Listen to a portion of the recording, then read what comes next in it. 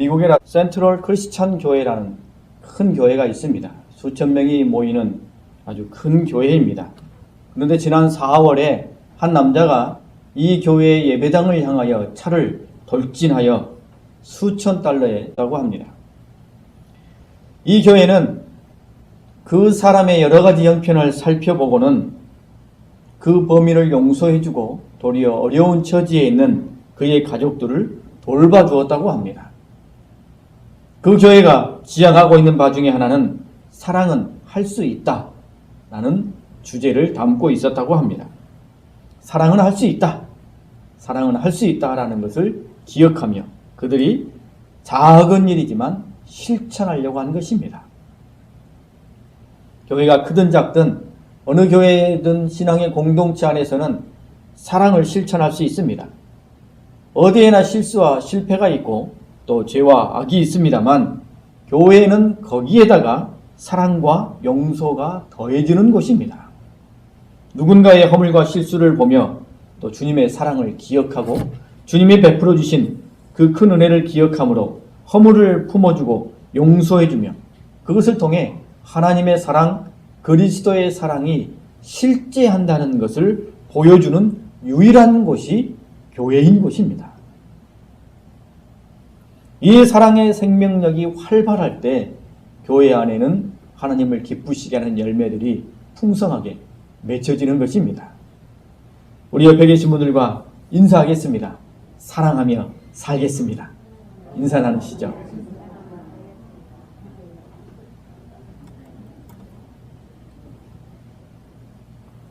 이 밤에 주의 전에 나오신 여러분 모두에게 하나님의 은혜가 함께 하실 줄 믿습니다.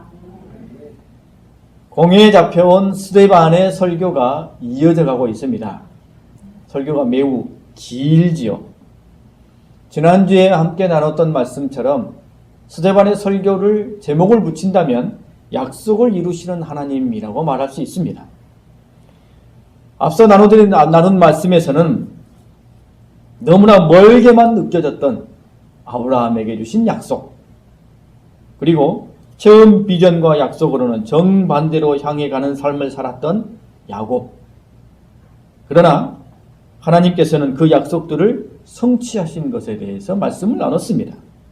메시아를 보내주시겠다라고 하셨던 하나님께서 예수 그리스도를 이 땅에 보내주시고 구원의 길을 열어주셨습니다.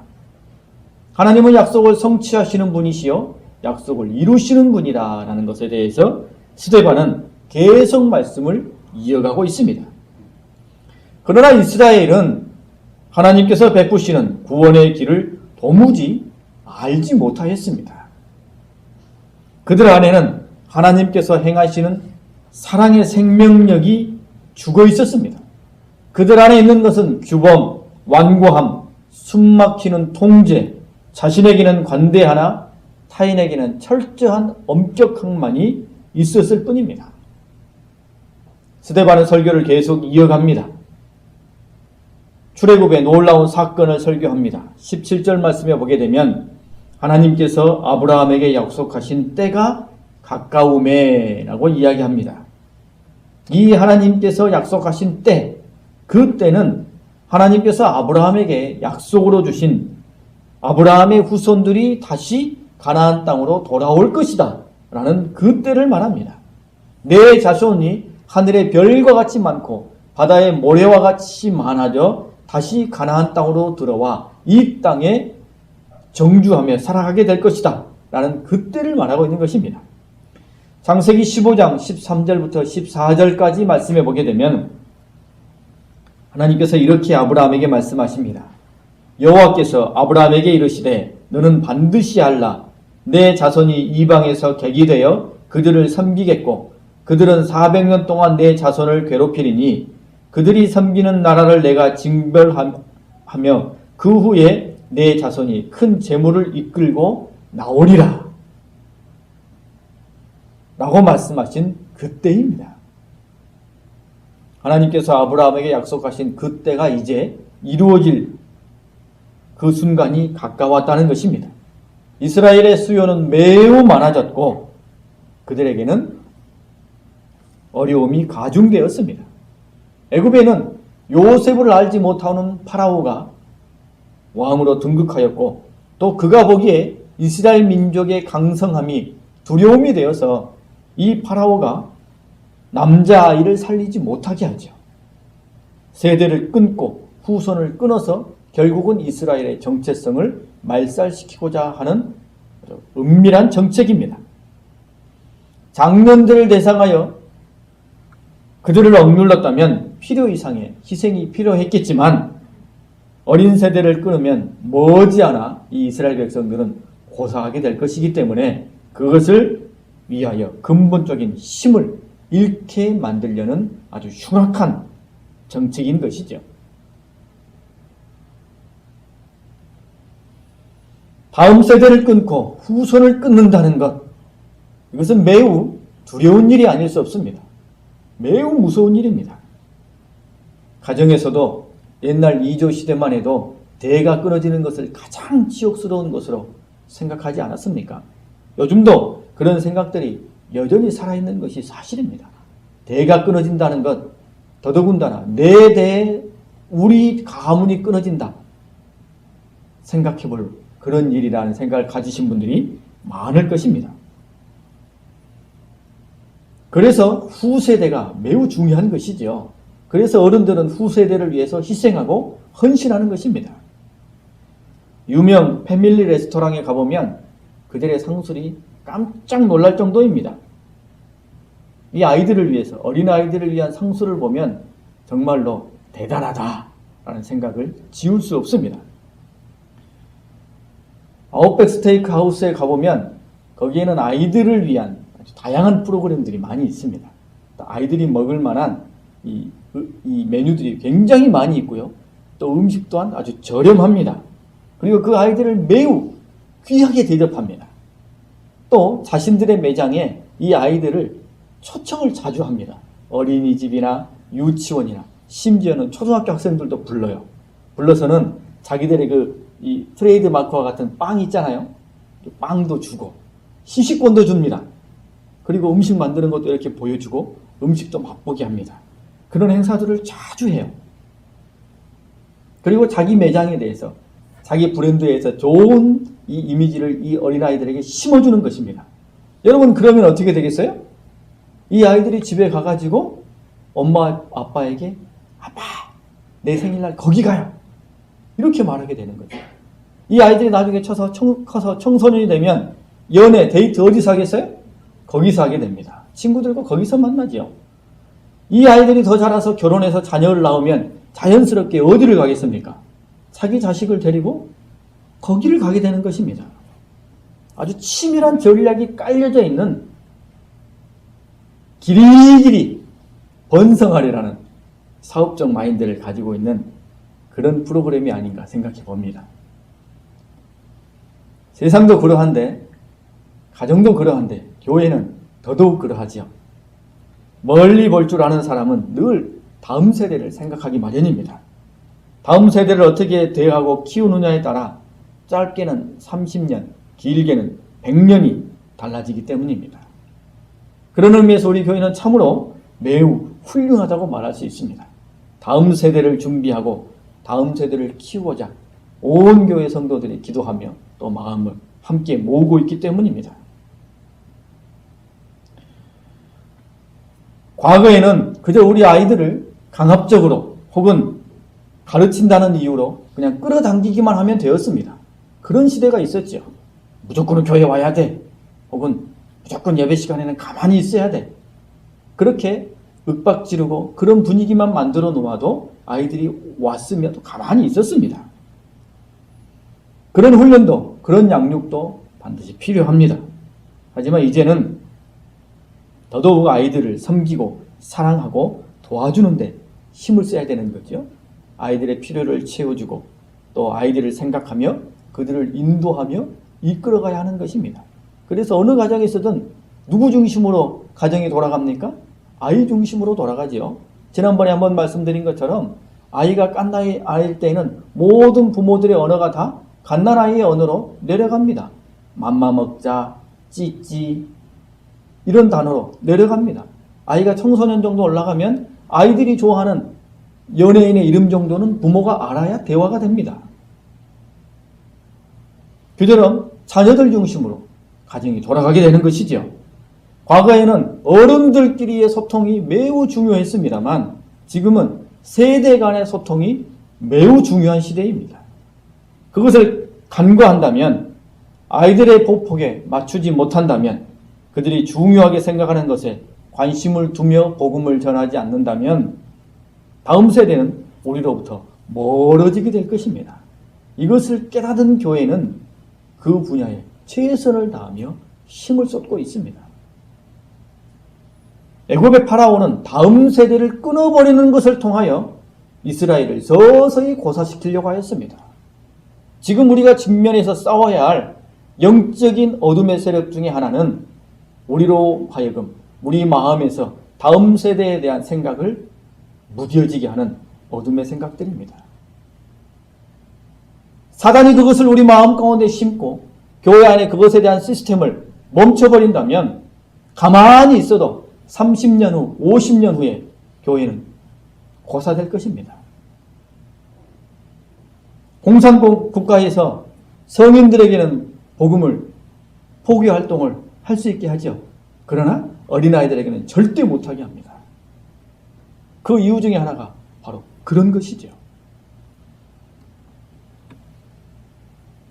하지만 파라오가 어린 생명들을 죽이려고 하는 그런 처절한 절박한 상황 속에서 처해 있는 그 이스라엘의 어려운 궁지, 거기에서부터 하나님께서는 역사를 이루어 가십니다.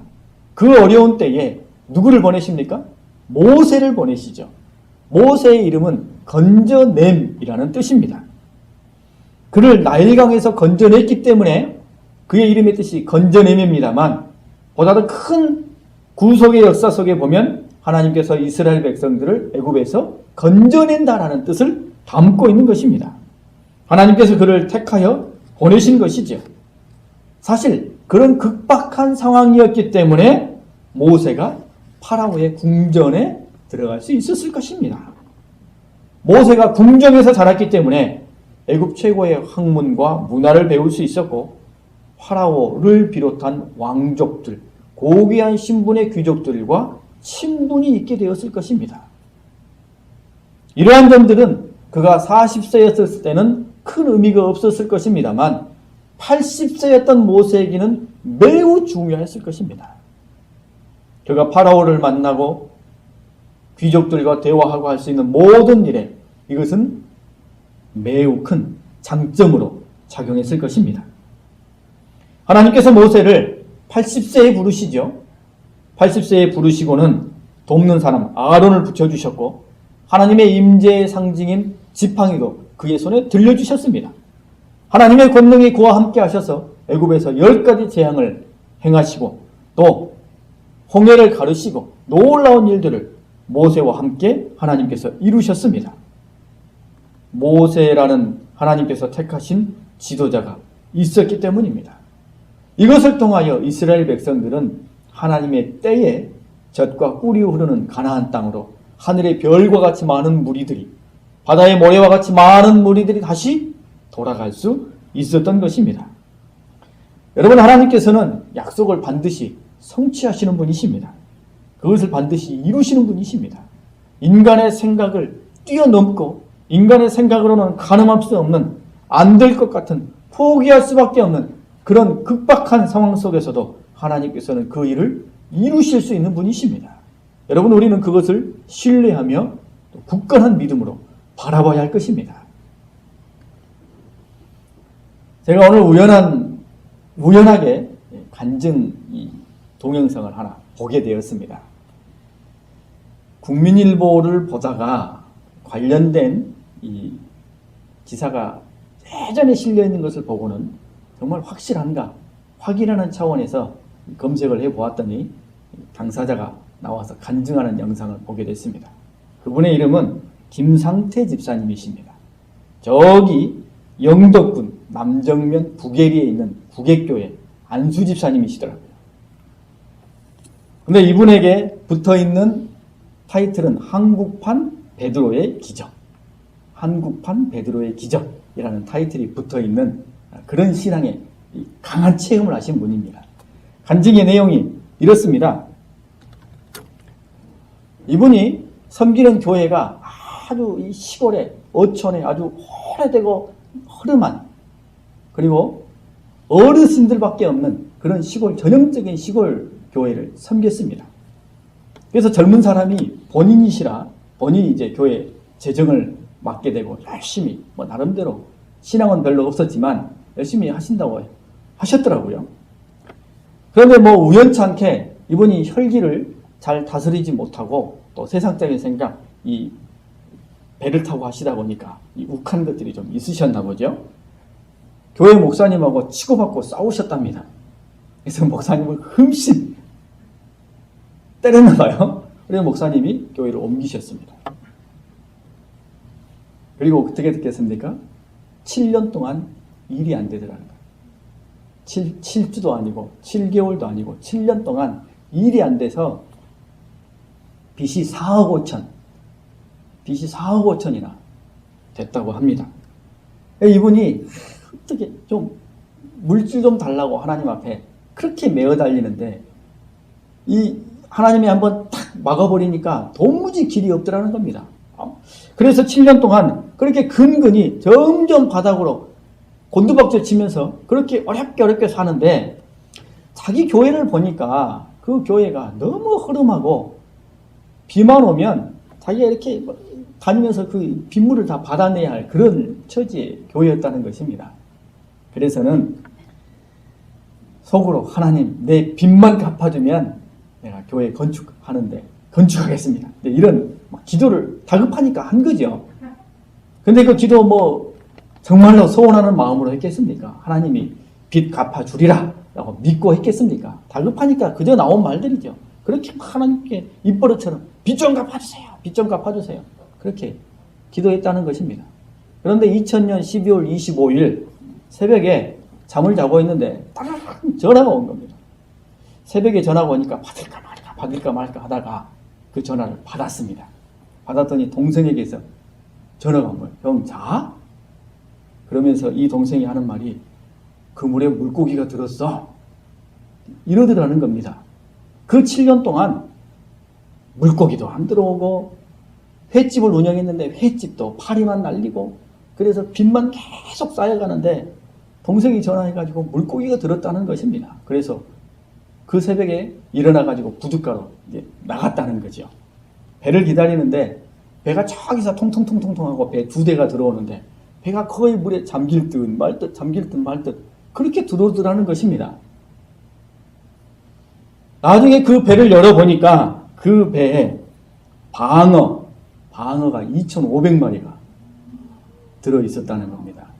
이분이 하는 일이 정치망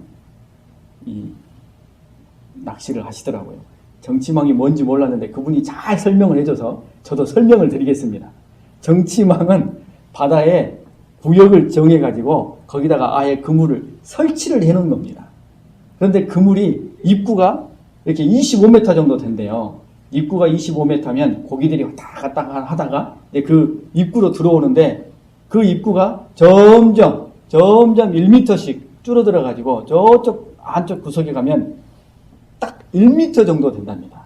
물고기가 실제 그물로 들어가는 입구는 1m. 그리고 그 1m 구멍을 통과하면 뒤에 이 몇백 미터의 큰 그물이 있다는 거예요. 그러니까 물고기들이 놀다가 그걸 이렇게 슬금슬금 들어오면 이제 그 고기를 잡는 거예요. 그러니까 원양어업이나 무슨 이 저인망처럼 물고기 있다 하면 어군 탐지기 보고 그물을 탁 쳐가지고 얼른 잡는 게 아니라 그냥 뭐만 봐야 돼요? 하늘만 봐야 되는 그런 물고기 잡입니다. 그러니까 이분이 물고기가 그동안 안 들어오니까 물고기를 못 잡은 거예요. 근데 그날은 그 물고기 어망으로 5,000마리가 들어온 거예요. 5,000마리가. 여러분, 물고기 한 마리가 방어 저는 한 번도 본 적이 없습니다만 10 몇 킬로래요. 방어 크기가. 길이가 1m 20cm. 그러니까 그분이 이렇게 설명을 하더라고요. 이게 하나님의 강권적인 은혜일 수밖에 없다. 뭐냐 하면 물고기 5,000마리가 들어가려면 이 1m짜리 구멍에 한 번에 한 마리씩밖에 못 들어간다는 거예요. 1m 20cm짜리 물고기, 그것도 10몇 킬로짜리가 들어가려면 그 구멍에 한 마리밖에 못 들어가는데 5,000마리가 들어가려면 나머지 5,000마리가 기다리고 있어야 된다는 거죠. 한 마리 들어가면 나머지 4,999마리는 들어갈 때까지 기다려야 된다는 거죠. 근데 너무나 놀랍게도 그 넓은 바다에 이 정치망이 쫙 펼쳐져 있다는 것입니다. 그런데 자기 앞에도 있고 자기 뒤에도 있고 자기 뒤 옆에도 정치망이 쫙 펼쳐져 있는데 자기 거에만 5,000마리가 들어왔다는 것입니다. 그리고 그 방어를 한 마리당 16만 9천 원에 팔았답니다. 그래서 그날 5억 몇천만 원 하루에 수익을 올려서 빚 다 갚고 11조 5천만 원 교회하고 이렇게 했다는 것입니다. 그러면서 하나님의 은혜다. 그분이 경상도 사투리 툭툭 들어가면서 하시더라고요. 여러분 혹시 시간이 있으시면 한번 직접 한번 보십시오. 제가 잘 전달을 못해서 그러는데 직접 들었더니 아주 생생하더라고요. 근데 이분이 내가 왜 그런 은혜를 받았을까? 거기에 대해서 이유를 설명을 하더라고요. 자기가 목사님을 두들겨 팰 정도로 왈가닥으로 자기 성격 못 이기고 그렇게 살았는데 그 7년 내리막길 내려가는 그 기간 동안에 사람들이 야 고사 지내, 고사 지내면 물고기 몇 마리라도 들어와, 그렇게 말할 때마다 난 절대 고사 안 지낸다, 고사는 절대 안 지낸다, 내가 죽더라도 하나님 앞에 죽으리, 이런 마음으로 믿음을 지켰다는 거예요. 근데 그거 하나하나가 그에게 시험이었다는 거죠. 그래서 단 한 번에 5,000마리를 잡아가지고 빚 다 갚고 건축원금까지 5천만 원까지 했습니다. 그런데 5천만 원 가지고 성전 지을 수 있습니까? 아무리 시골이라고 안 되잖아요. 자기가 해놓은 말이 있으니 자기가 경영하던 횟집을 담보로 잡고 거기서 대출을 받아가지고 헌금해서 교회 성전을 지으셨더라고요. 또 한 달 만에 대대적으로 뉴스에 나왔더라고요. 이 정치망에 밍크 고래가 한 마리 들어와가지고 그 고래 한 마리를 5천만 원에 팔았다고 하시더라고요. 그게 2000년에 있었던 일인데 지금까지 간증하러 다니시더라고요. 제가 본 동영상은 불과 지금 한 1년 된 동영상이었어요. 전국에 수천 군데 교회를 간다고 하시더라고요.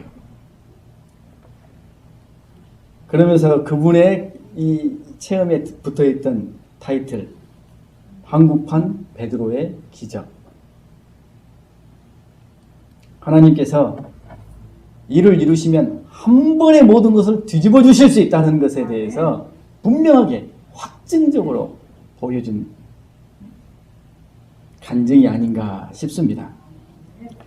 하나님께서 채우시고 인도하시고 역사하실 그런 일들이 우리 삶 가운데 얼마나 많이 있을 수 있겠습니까? 우리가 하나님 앞에 기도하며 하나님의 은혜를 부르짖습니다만 하나님께서는 일부러 TV 드라마와 같은 극적인 일들을 일부러 만드시지는 않으시겠죠. 너 죽을 때까지 한번 가봐라. 끝까지 가다가 그때 내가 한번 착 해주면 얼마나 네가 감격할까. 그거 하나님이 꼼수 부려가시면서 그렇게 하지는 않으실 것입니다. 하지만 하나님께서는 반드시 약속을 이루시는 분이라는 것에 대한 확신은 우리가 잃지 말아야 될 것입니다. 하나님은 우리를 지키시고 우리를 인도하시는 분이십니다. 여러분의 마음 가운데 하나님이 심어주신 꿈과 비전과 약속이 있으시죠? 우리 교회 가운데 하나님이 주신 비전과 꿈과 약속이 있습니다. 하나님이 그것을 이루실 줄 믿습니다.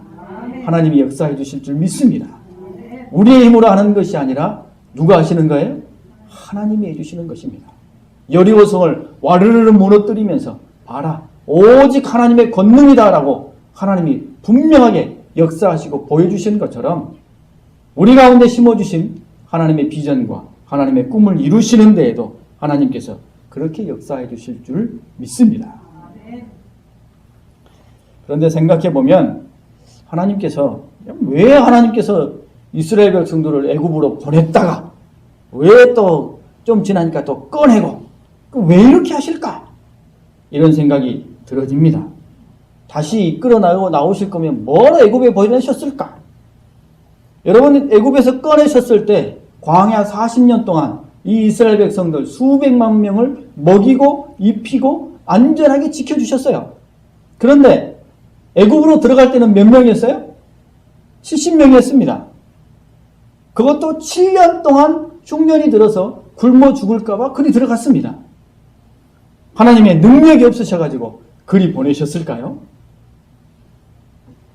그것은 출애굽을 통해서 인류를 죄와 사망에서 구원하실 것을 분명하게 보여주시기 위함입니다. 이스라엘 백성들에게 몸소 그것을 경험케 하기 위하심입니다. 여러분, 애굽에서 이스라엘의 삶은 뭐였습니까? 종살이였죠. 노예였습니다. 먹을 것도 있고 누울 장소도 있고 삶에 조그맣지만 나름대로의 목표와 성취도 있었습니다. 하지만 결국 그들은 뭐였어요? 노예였습니다. 그들에게 주어진 자유나 행복은 고작 종된 신분 안에서 누릴 수 있는 그런 것들 뿐이었습니다. 참된 자유나 참된 행복이 아니었습니다. 하나님의 백성다운 모습의 온전한 삶이 아니었다는 것이죠. 그래서 하나님께서 강권적으로 그들을 이끌어내시는 것을 출애굽의 현장 속에서 이스라엘 백성들에게 보여주신 것입니다. 여러분, 모든 인류도 마찬가지 아닙니까?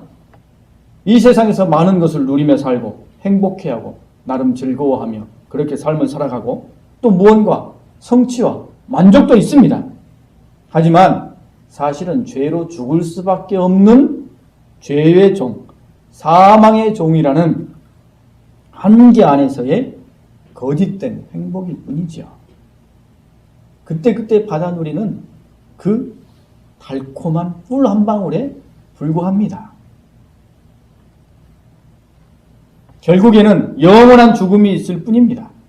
죄를 지을수록 삶을 살아갈수록 공허함과 죄책감만이 가득 차 있는 곳으로 점점 떨어져 내려가는 것이 사람의 본질적인 모습이라는 것입니다. 이 죽음의 삶에서의 구원, 죄에서의 구원을 출애굽의 사건으로 미리 보여주고 계신 것입니다. 그것도 사람의 인격이나 사람의 능력이나 사람의 행함으로 얻을 수 있는 것이 아니라 전적으로 하나님의 권능과 역사하심으로만 얻을 수 있는 그런 구원을 보여주고 계신 것입니다. 이스라엘 백성들을 출애굽시키시는 그 놀라운 역사를 통하여 온 인류를 그와 같이 구원하실 것이다라는 것을 보여주셨던 것입니다. 여러분, 이 출애굽을 위하여 하나님께서 누구를 준비하셨어요?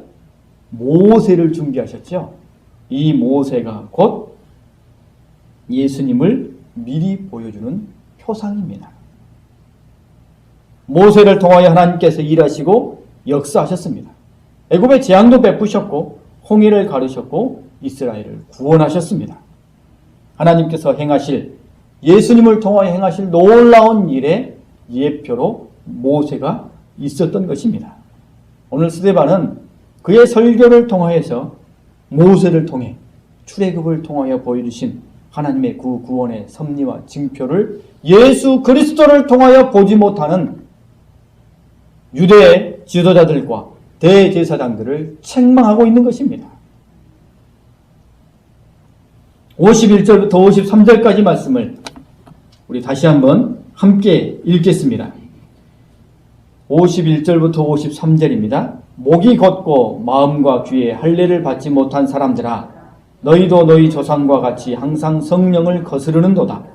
너희 조상들이 선자들 중에 누구를 박해하지 아니하였느냐? 의인이 오시리라 예고한 자들을 그들이 죽였고 이제 너희는 그 의인을 잡아준 자요 살인한 자가 되나니 너희는 천사가 전한 율법을 받고도 지키지 아니하였도다 하니라. 여러분, 스데반이 이 공회 앞에서 사내들인 사두개인, 바리새인, 율법학자, 서기관, 제사장, 이 모든 이들을 지금 몰아붙이고 있습니다.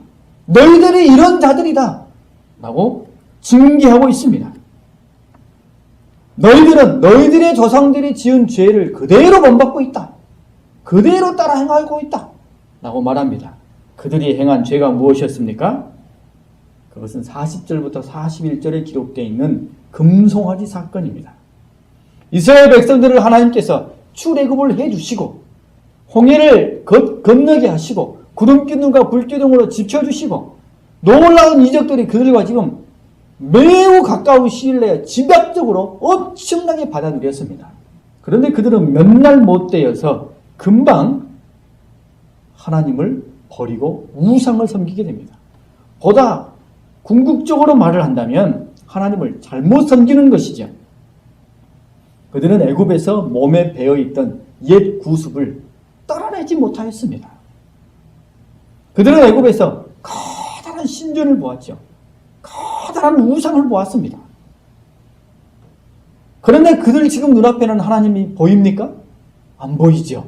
하나님의 은혜는 왕창 받아 누렸는데, 그리고 그들의 마음 가운데 하나님을 순전한 마음으로 잘 섬기고 싶은 마음은 있는데 하나님은 눈에 안 보여요. 그러니 하나님을 잘 섬기고 더 잘 믿을 수 있는 증표가 있어야 되겠다 해서는 그들이 늘 보아왔던 것과 똑같이 우상을 만든 거예요. 금송아지를 만들어서는 하나님입니다, 우리를 구원한 하나님이다 라고 그들이 그 금송아지 앞에 제사하고 그 앞에서 축제를 벌인 것입니다. 여러분, 이들이 범한 잘못이 무엇입니까? 하나님을 섬긴다 하면서 자신들의 생각과 경험의 틀을 벗어나지 못하였던 것입니다. 자기들의 본의를 하나님의 본의를 생각하기보다는 자신들의 편리만을 생각한 것입니다. 믿기는 믿을 텐데요, 이렇게 믿는 게 우리는 편해요.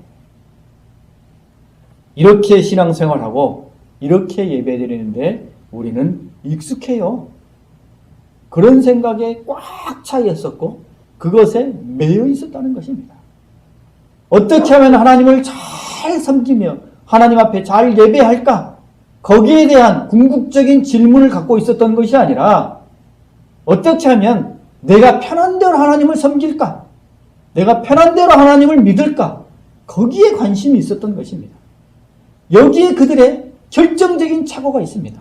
그런데 오늘 이 스데반이 설교하고 있고 그들을 질책하고 있는 이 사내들인 공의의 유대인들도 똑같이 그렇게 하나님을 섬기고 있었습니다. 하나님의 뜻을 생각하기보다는 어떻게 하면 내 편한 대로, 내 생각대로 하나님을 섬길까? 거기에 집중해 있었던 것입니다. 그러니 하나님이 보내신 메시아, 그들이 그렇게 기다리던 예수님, 그 예수님을 바로 볼 수 없었던 것입니다.